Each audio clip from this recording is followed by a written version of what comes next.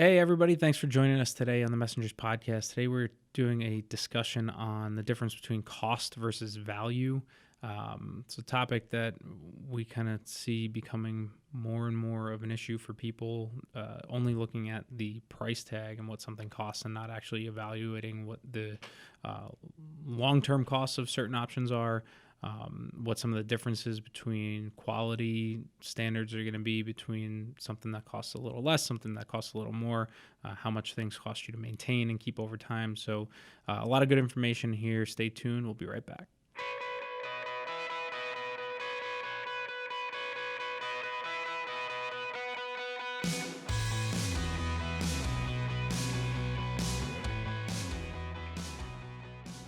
All right, welcome to the Messengers podcast. I am Chris Searles. With me here today is the man with the best beard on Long Island, Mr. Rob Seifert. That's a stretch.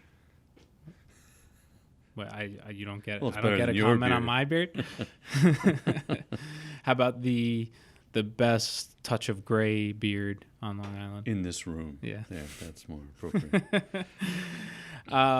So recently, I had a conversation with somebody, in which brought up a conversation I had a long time ago, kind of back when I was starting my career in my first business, my software company that we had started. And it was a conversation I had with at that time, it was a prospective customer that had been outsourcing all their software engineering to India, and had become so frustrated with the process of trying to communicate and, not being able to, basically sending an email in the middle of the day, and then needing to wait until they got into work that night to be able to then respond back to an email that they had sent. So, it was like every time you wanted to send one email, it's a full day turnaround to actually get an answer back. And, they were frustrated with the quality of the work that they were getting, everything across the board, and came in and said, look, we have to bring it back to the States and work with somebody that we can communicate with. It's super important to us. And at the time, I think we were, our offices were in Manhattan, so they were, a few blocks away. It was easy to get together and sit down and have face-to-face conversations, and everything that they had talked about from day one was how important that stuff was to them. They were that frustrated with the way that it was going. They needed that ability, and then we did a quote and never heard back until we followed up, and they said it was too much money. We have to stick with outsourcing it to India, and it kind of prompted a thought on the difference between what something costs and the value that you actually get out of it. And we see it a lot here in our business that way too often people aren't comparing apples to apples in what the final product's going to be or what the process is going to be when they're dealing with one vendor versus another vendor, and they'll look at the dollar figure attached to it without accounting for what's included in that price and the benefits that they're going to get working with vendor A versus vendor B. And a lot of times it's a conversation that we then have to have to kind of explain the differences between, yes, that number might be cheaper than what our number was, but, to talk in specifics, for example, most of our competitors on the print side of things don't have an in-house proofreader. We do, right? So everything that we do gets proofread and it gets looked at, and constantly are told by clients, oh my God, thank you. You saved us. We sent you something. Your proofreader found something that nobody here saw. It got fixed, and that would have never happened if we went somewhere else. And, things like that happen all the time. Sometimes to the degree that the client has to reprint the entire project. Oh, yeah. That's what happens. Yeah. I mean, that just happened recently, right? Where, happens a lot. Yeah. On jobs that come from the outside. Yeah.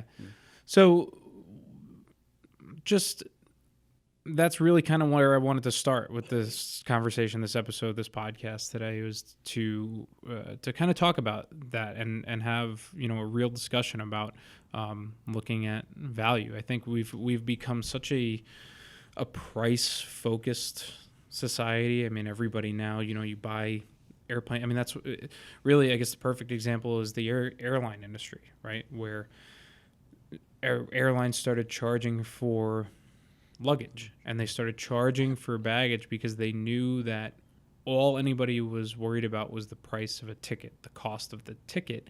And if you could bury a $50 luggage fee after they were on, you know, Expedia or you know, whatever they were using to compare the base price of the ticket to another airlines, then they could still charge more, but all you were going to look at is the base price of that ticket and how much cheaper it was, or you know what.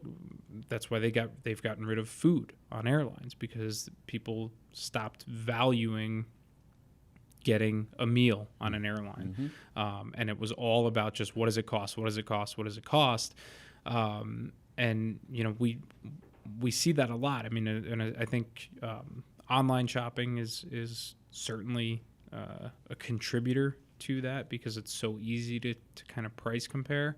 But I think the rise of the Walmarts of the world and the, you know, the big box retailers that are out there had a big effect as well. And I think what's happened is we've taken what is valid, you know, price comparisons and saying, you know, well, these two things are the same and I can get it from this place, you know, at 20% less than I can get it from somewhere else. And we've started to now apply it to, well, I have these two options. One of them is clearly superior to the other one, but this one costs significantly less. I'm just going to buy the one that's cheaper, not thinking about the fact that, you know, it's going to last half as long. And so, yeah, it might cost 20% less, but you're only going to get half of the usage out of it that you would get out of something else. Yes, I deal with that a lot in the bid process also, where clients ask us to bid on projects, and you know, they don't take into account all the services that we offer. You know, they're just looking at the lowest price, and they want to work with us because we offer the best services. We have, you know, we have proofreading, we deliver the job, we don't charge for extra proofing on projects, and what happens is they're compelled to take the lowest bid, and then what happens is they get all those extra hidden costs after the fact, where people say it's extra for delivery or extra for, you know, running proofs after, you know, after the files are ripped.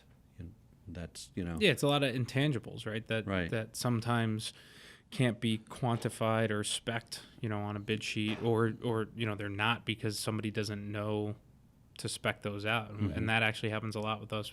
You know, just again, the proofreading element of it is kind of a big deal for us, because a lot of times, you know, if we're going to bid a print job, that's not necessarily in a bid spec that you need to have a proofreader on staff, and that's going to look at everything and do everything. And so we still have that cost baked into what our price is going to be, because that's a service that we're going to provide no matter what. And that's somebody that we have to staff, you know, that we do staff either way.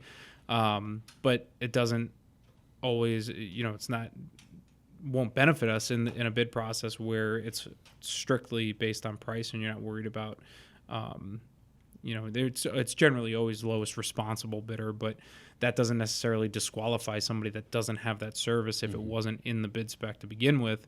You know, so there are always intangibles. I mean, even for a lot of the organizational clients, you know, whether it's government or you know, taxpayer funded organizations that we deal with that have to go out to bid on certain things, there's always a nervousness on the part of our clients when they have to go to bid that we might not win the bid again, because the intangible of how easy we are to deal with versus every other printer that they've ever dealt with in their life. And, and what we do just from a customer service standpoint that, again, can't really be quantified in a bid and in a number where, their staff doesn't want to work with anybody else. They don't want to go anywhere else. And it's going to be a nightmare. And we know that they're going to have problems, based on whoever else is kind of bidding on that project and could be qualified to bid on that project. And their staff, a lot of times their staff knows they're going to have problems because they worked with those companies before they came and started working with us. And it's tough when you're kind of obligated in that process to not really be able to look at intangibles. Right. It can be difficult. It makes things, really difficult. Well, that's kind of why they say the bid process is broken. It's just that those are the reasons. It's frustrating, I know, on our end, and for our clients too. Especially if we lose a client for that reason, and usually we get them back. They find a way to get their way, back here so that they can get the customer service they want. So their deadlines don't get missed. So that and that's once you get to lowest responsible bidder, if you then go with somebody else and they can't actually produce what they say they're going to produce, then they're right. At some point they're going to come back, and that certainly has happened where we've lost clients to somebody that just underbid something to the point where you're looking at management and a board that says we can't not try this out and explore this option to see if it will work at that price. Most of the time, if not all the time, it doesn't, and it ends up coming back as a kind of a disaster. But right. And the quality too of the product, not just the deadlines. I mean, we stand behind what we do here too, and it's I know other places where they deal with printers that aren't going to reprint jobs that were printed incorrectly. They're just not going to do it, and we typically stand by the quality of our printing. And if there's an issue that was due to whether it was a mechanical or an error that was made by a designer in house or something like that, then we're gonna reprint that job. Well, and a lot of times with print specifically, what we see really often are printers that do a lot of bid work as a way to kind of bring their costs down. They'll buy what we call like job lot stock, which is basically the mill rejected that paper saying it doesn't meet our spec for a lot of times it's consistency, where they're producing a specific sheet, needs to be a specific width and milled to a certain standard basically.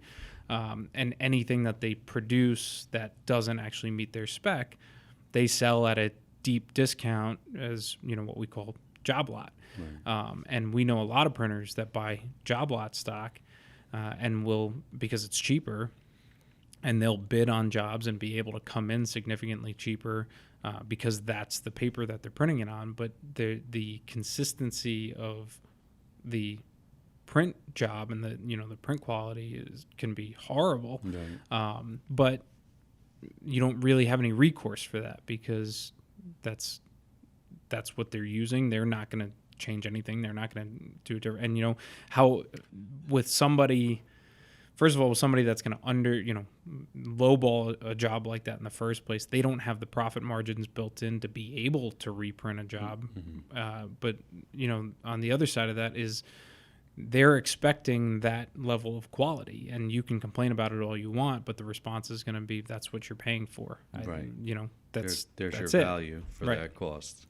Exactly. Right. And that's there's a big difference there, and a lot of times especially I think it's harder with we talked in last week's episode about print being a manufacturing process, and I think it's harder with when you're looking at something that's essentially custom manufacturing.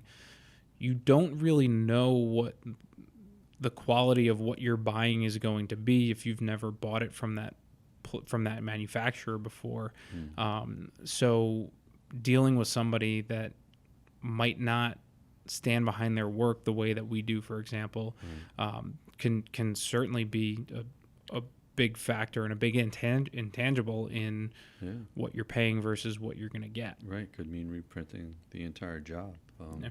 I see these things in terms of design too. Countless times I've sat down with clients that come in with logos and they're ready to start working on a print piece or a design print piece, and they're not print files. They had them designed online by somebody, and they paid $50 for somebody that does logos to design it. And I know we did an episode about this where we talked about logo design and how you have to have all these different file types, and you have to have it designed as a vector file, and they pretty much have to pay for it again in order to get their print piece done and have it look like a quality piece. And actually, that's interesting too, because not only that, but I mean, how many times do we have somebody that, again, they don't know graphic design, they don't know print design, they don't know anything about the print process, and they'll lay something out in Microsoft Word and say, because they didn't want to pay a designer to do it,